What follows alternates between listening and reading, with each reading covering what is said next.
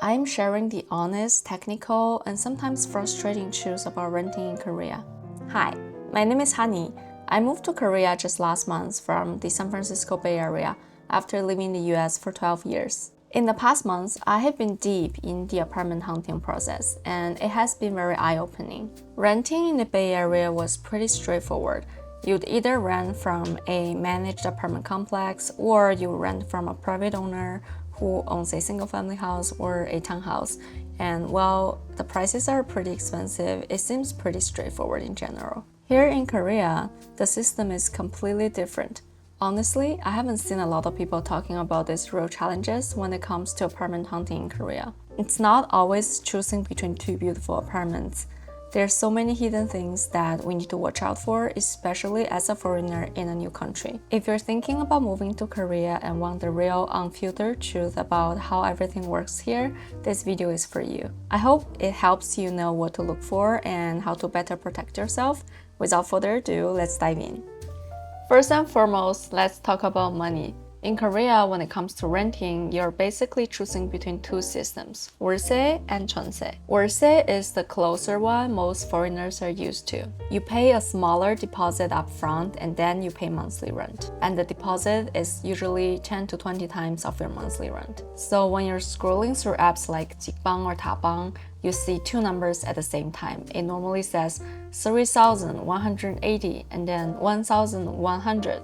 That normally means 30 million won is your deposit and 1.8 million is your monthly rent, basically. One thing worth knowing is that you can sometimes negotiate with the owner, and a common trade-off is that once you increase your deposit by 10 million won, they decrease the monthly rent by 50,000 won. Don't forget to check 관리비 too. This is the management fee that is added on top of your monthly rent. A lot of the times, the 관리비 doesn't include utilities like water, gas, electricity, etc. And I have even seen some places that are pretty nice, but they charge up to like 500,000 won as 관리비.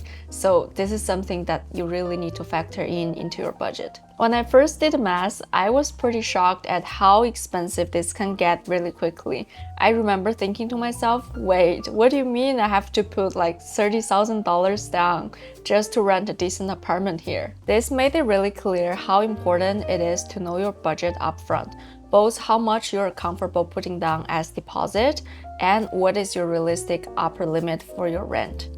That alone can eliminate a lot of the options for you. Jeonse is the unique system that only exists here in Korea.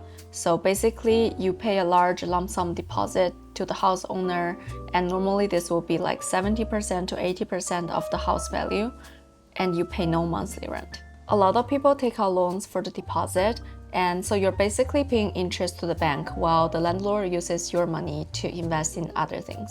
I personally chose Wolse for a few different reasons. First, I can't get a loan yet in Korea because I don't have a stable job history here.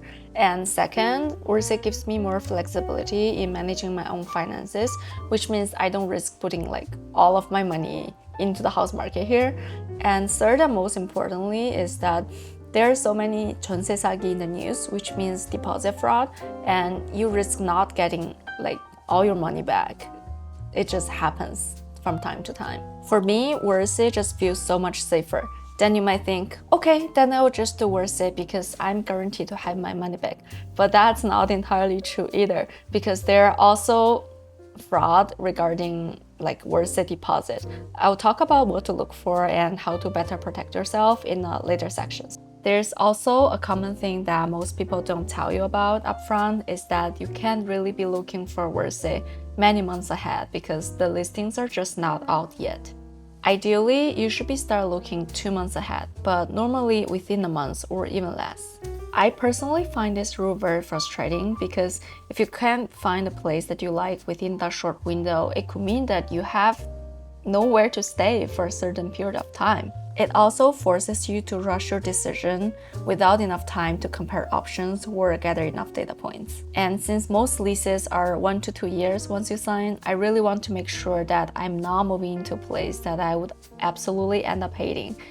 But within this system, you have to really line up your timeline perfectly. And I have a feeling that this just won't always work out for everybody. If you do end up having a few weeks of gaps between right now and your move-in date, I use this app called 33 Meter Square. It basically works like a Korean version of Airbnb, but more designed for Korean local people who are looking for a short-term stay for whatever reason. So for this app, you can only choose to stay for a unit of weeks, like 1 week, 2 weeks, 3 weeks, but you can't do like 1 day or 2 day. Here, let's say I want to stay in Gangnam, so this is one example of a property of an office tower in Gangnam. And if you scroll down, you say start lease, and let's just choose a random date. And that's how much you will be paying for a whole week. Now, this is the office tower I rented from this app for a couple of weeks. It is at a really good location, close to everything, very clean and minimal, and a lot cheaper than Airbnb for sure.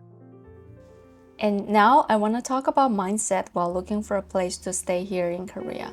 What worked perfectly for other people might not work for you at all because we all have different needs. Maybe you need to be close to your school or work. Maybe you're really on a tight budget.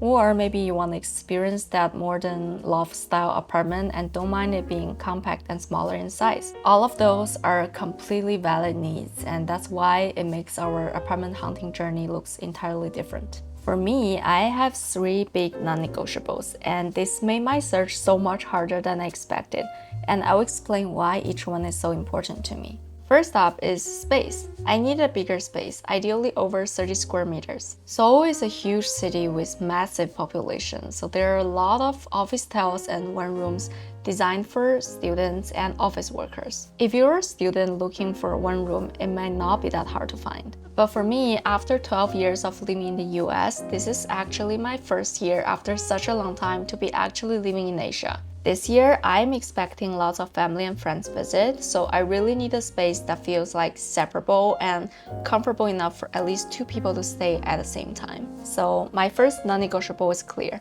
More than 33 square meters and have at least 2 rooms. Second, this place has to allow cats.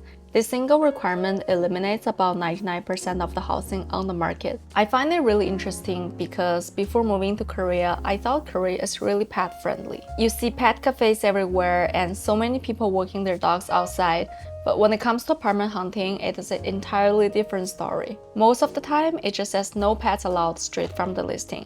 And for the ones that don't have it, if you message the real estate agent, they will say, okay, sorry, no pets allowed. And mind you, this is even before they show me the property. And the irony is that the nicer and better the place looks like on the listing, the more likely that they're gonna have a strict no pet policy. On the other hand, some agents would quietly tell me, policy-wise it's not allowed, but if the landlord doesn't find out, you'll probably be fine. But here's the thing. Regardless of what the agent says, your contract will still say no pets allowed. So if the landlord ever finds out, you could face eviction, a huge cleaning fee, or lose part of your deposit, and you're technically in the wrong. So personally, I don't recommend renting a place like this if it specifically says no pets allowed on the contract. At one point in my search, I thought I had found my perfect apartment. It has 2 separate rooms and was a loft-style apartment. I usually don't like loft-style apartments because you have to sleep on the 2nd floor and it can be really uncomfortable.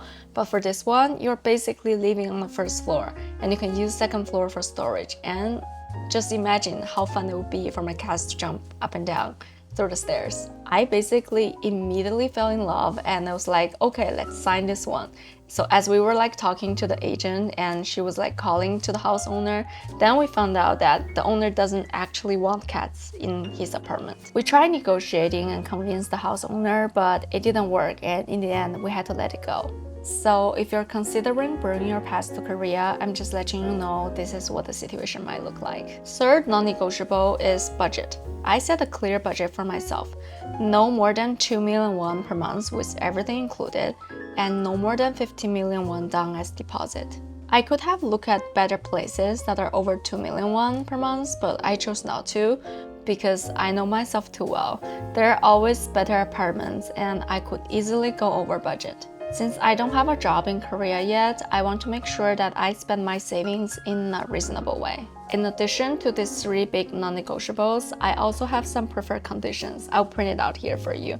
But it's basically fully furnished, some natural lighting, not on basement or 1st floor, and walking distance to some convenient subway lines. All in all, these are nice to haves. I was ready to compromise on any of them as long as my 3 big non-negotiables were met. If you're planning to rent in Korea, I highly recommend sorting out your own non-negotiables and nice to haves early on because it makes your whole search so much easier and avoid wasting time on places that won't work for you. Okay, so after tons of searching and apartment touring, let's say you finally land on a place that you want to sign for. Before you put down any money, there are a few things you should check before signing the contract. First, always look at 등기부등본, the official property registry abstract. This is something that I don't see a lot of people talking about, but it can be extremely important for foreigners who are new to the Korea renting system. We've all heard about Jeonse 사기, but Wolse 사기 exists too. Your deposit, whether it is like 10 million won or 50 million won, isn't a small amount of money to lose, and some scams especially target this type of money. I learned this from the real estate agent and my Korean family members. If the registry shows that the property is under 신탁, you need to be extra careful. What this means is that the apartment doesn't belong to an individual or owner in the usual way. It's owned or managed by a trust company. They might control multiple units or even the whole building. In these cases, you absolutely must get the official consent from the trust company. Without proper consent and documentation, your rights as a tenant can be weak if problems arise. Another reason to check the registry is to see how much debt the owner has on the property. For example, I saw one place that looked really nice. The property was around 200 million won, but the owner had over 800 million won in debt. This is a classic 깡통 situation. 깡통 literally means empty tin can. In real estate, it describes a property where the total debt is higher than the actual market value of the house. So there's basically nothing left if things go south. This is a major red flag. If the owner faces financial trouble, goes bankrupt, or the property gets auctioned, there may not be enough money to return your deposit after paying the bank and other creditors. So you could lose part of it or all of it, even with worse it. So always compare the total debt to the real value of the house. If the debt is much higher than the property worth, it's best to walk away. And when you're unsure, AI is your best friend. In addition to 등기부등본, you also need to make sure your 전입신고 and 확정일자 are properly in place. As I'm editing this video, I realize that I've said a lot of negative things about renting in Korea.